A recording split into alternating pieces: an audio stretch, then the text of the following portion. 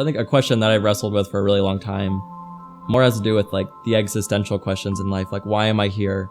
What is my purpose? Why do I even have the drive that I have to do all these things? When I was younger, obviously things weren't super great and positive. And so my parents divorced when I was 2.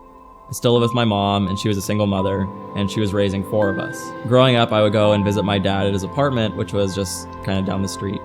And one day, my sister and I are in the apartment. There's a knock on the door, and the cops are at the door. The cops came in, and they had a warrant to search my dad's apartment and to kind of go through all of his stuff. And they found in his bathroom illicit drugs. That was like a terrifying experience. I think I was probably 8 or 9 years old. And so from there, I kind of started to learn more about the environment of my family. And then, my dad going through all kinds of addiction issues. And over time, I also learned that he had gotten my oldest brother into drugs. And so things just kind of like spiraled out of control from there. My mom was diagnosed with fibromyalgia and some spine issues, and basically to the point where she was bedridden for about 4 to 5 years. That kind of pushed me down the path to smoke weed and to even drink every now and then, and to feel like, oh, this is just like a natural rhythm of life. This is something that just happens to people. So like that kind of like sums up like maybe like the stress of, growing up and where I come from. And so in high school, in my junior year, I actually had a mentor. He was actually a Point Loma alum, and he got me really excited about chemistry and about science in general. And he actually helped bring me up from, my freshman, sophomore year in high school when I was doing really poorly. And I had mainly F's and D's, and I was having to make up classes every summer and do all that kind of stuff. Seeing that he was from Point Loma gave me that really positive image of the school, that it prepared him for what he was doing. Being a mentor and being an educator. There are people that actually put their heart on their sleeve. It would actually talk to you and, be your friend more than just like an authority figure. That really started to influence me and impact my life, because I started to see myself, one day maybe working in education in some way in the science field.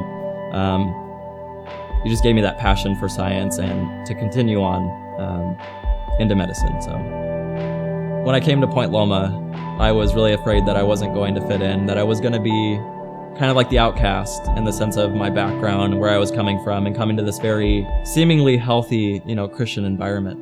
But what was really surprising to me was that everyone was very understanding. Everyone was always walking alongside me and just supporting me and being able to say, we are so sorry to hear like what you've been through, but like we're ready to see you grow out of that and become someone new.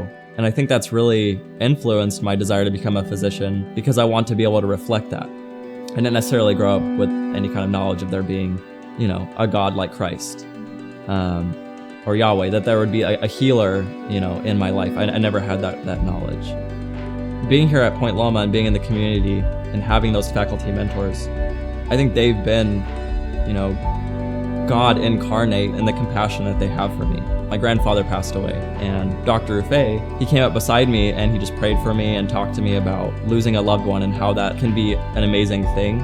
That it can just be something that I continue to grow from and continue to see, my grandfather in a positive light. It's not about sitting in your room and, kind of having this self-loathing experience, but really it's about healing as going out, connecting with other people and being able to express, what you're going through. I think that's the main part of having all the mentors, is they've really helped me to see things through mature eyes. And I think what the science department has really taught me is that life is an unending process of always asking questions. And it's okay to ask questions. That's how we come to answers in the first place.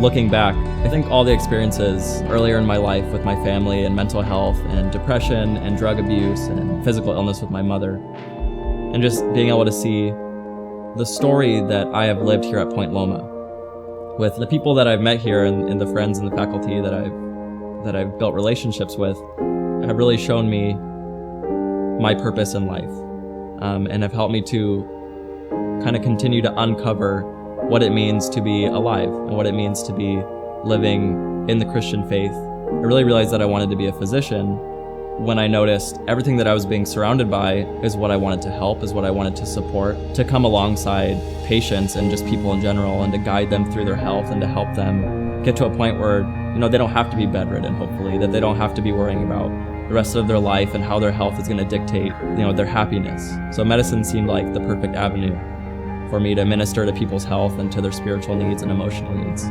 Just like the mentors that I've had here at Point Loma, I see myself being able to be a mentor for my patients.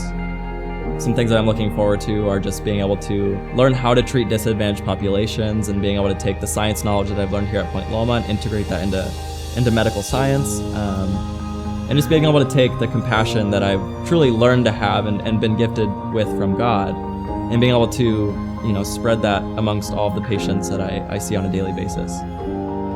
Being in this faith community really showed me that all these people are a part of my family, and I'm a part of theirs. They've become the people that can keep me accountable, the people that can say, you can stand back up and we'll be there with you. And being able to pray with me and not say that I have all these weaknesses, but really saying, like, you are strong. There's just always been a huge level of encouragement from the family that I've basically been adopted into here at Point Loma. And it's just an amazing testament of God's love and how God has really walked with me the entire time.